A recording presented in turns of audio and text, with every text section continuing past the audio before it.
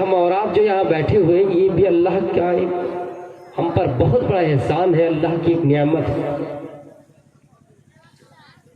ہم نے جب کئی دھرموں کو پڑھا کہ اللہ نے انسان کو وجود میں کیسے لایا، اس دنیا میں کیسے لایا، یہاں تک معلوم ہو جاتا ہے کہ میرا جنم دینے والا میرا باپ ہے۔ پھر اور آگے غور کیا، پتا چلا کہ نہیں، میرا باپ کا بھی کوئی اور ہے، وہ میرا دادا ہے، پردادا، لکڑ دادا، اس طرح کی سلسلہ ہمیں اور آپ کو معلوم ہو رہا ہے۔ لیکن آخر کوئی تو ہے جس کا کوئی باپ نہ ہو،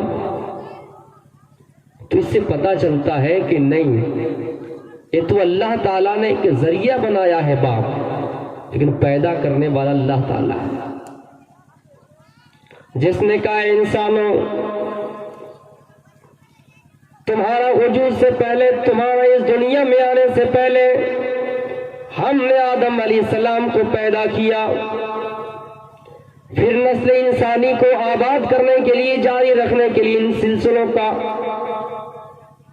ترتیب اور یہ سلسلہ جاری کرنے کے لیے تسلسل ہم نے پیدا کیا انسانوں کے درمیان۔ وہ میاں بیوی کی ملاپ سے پیدا کیا، میاں بیوی آپس میں ملتا ہے، پانی کا حقیر قطرہ مادر رحم میں جاتا ہے، ماں کے پیٹ میں جاتا ہے، وہ پھر نطفہ بنتا ہے۔ ثم جعلناہ نطفۃ فی قرار مکین، پھر اس نطفے کو مادر رحم میں اللہ تعالیٰ محفوظ کر کے رکھ دیتا ہے۔ جب میاں بیوی آپس میں ملتا ہے، پانی کا ایک حقیر سا قطرہ مادر رحم میں پہنچتا ہے اور اللہ تعالیٰ اس کو سیفٹی کر کے رکھ دیتا ہے، سرکشت کر دیتا ہے۔ صرف ایک قطرہ اس کو ٹچ سے مس نہیں ہونے دیتا ہے۔ لیکن جب ہم نے ہندو دھرم کو پڑھا، اس میں کتاب آتی ہے منوسمرتی، اس میں لکھا ہوا کہ انسان کو کیسے پیدا ہوا، انسان وجود میں کیسے آیا، یہ دنیا کیسے بنی، تو اس میں لکھا ہوا منوسمرتی میں کہ پرمیشور مادہ تخلیق میں ظاہر ہوئے اور سب سے پہلے انہوں نے پانی کو پیدا کیا، جل کو پیدا کیا۔ پانی کو پیدا کرنے کے بعد پھر اس پانی کے درمیان، پانی کے اندر نطفہ ڈالا، پھر اس نطفے سے انڈا بنا، انڈا سے برہما پیدا ہوئے، برہما نے انڈے کے دو ٹکڑے کیے، ایک ٹکڑا سے زمین، ایک ٹکڑا سے جنت، اور دوسری ٹکڑا سے جنت، دوسرے ٹکڑا سے زمین و آسمان، اور ان کے مابین تمام چیزیں،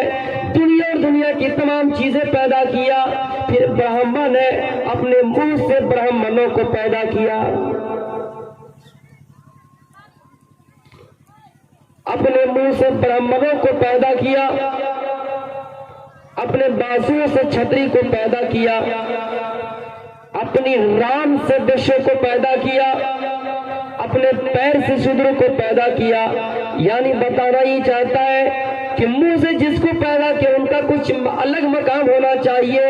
جن کو بازو سے پیدا کیا ان کو الگ مقام ہونا چاہیے، ان کا رتبہ الگ ہونا چاہیے، جن کو ران سے پیدا کیا ان کا درجہ تھوڑا اور کم ہونا چاہیے، اور جن کو پیر سے پیدا کیا گیا ان کا درجہ بالکل نچلا ہونا چاہیے۔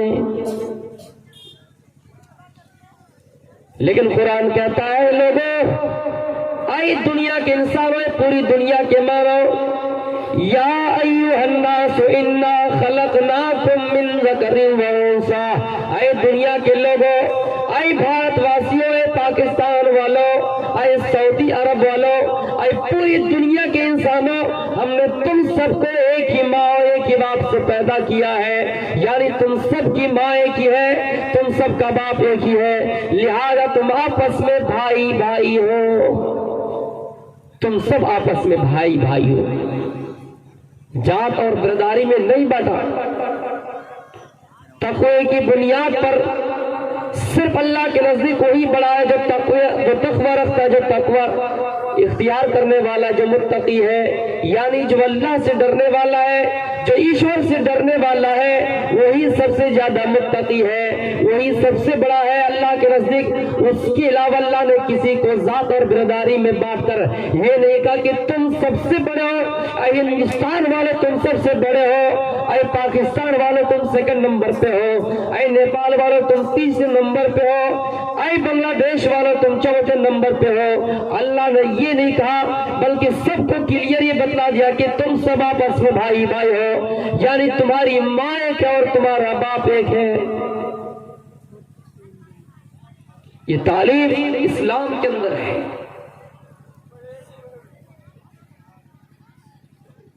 اسلام نے جس طرح تمہیں نیکیوں کی طرف چلنے کا حکم دیا کہ اے ایمان والو، یا ایھا الذین آمنو، اے ایمان والو، قوا انفسکم واہلیکم نارا، اے ایمان والو اپنے آپ کو جہنم کے عذاب سے بچاؤ اور اپنی بیوی بچوں کو بھی جہنم کے عذاب سے بچاؤ، جہنم کی آگ سے بچاؤ. یعنی اس کا مطلب یہ ہے اگر تم نمازی ہو تو تم اپنی بیوی کو بھی وہی حکم دو کہ اے میری بیوی، میں نماز پڑھتا ہوں تم بھی نماز پڑھو، میں روزہ رکھتا ہوں تم بھی روزہ رکھو. یعنی نیکیوں کا کام اگر آپ کر رہے ہو تو آپ اپنی بیوی کو بھی وہی حکم دیں. اس کا مطلب صرف یہ نہیں کہ یہ تعلیم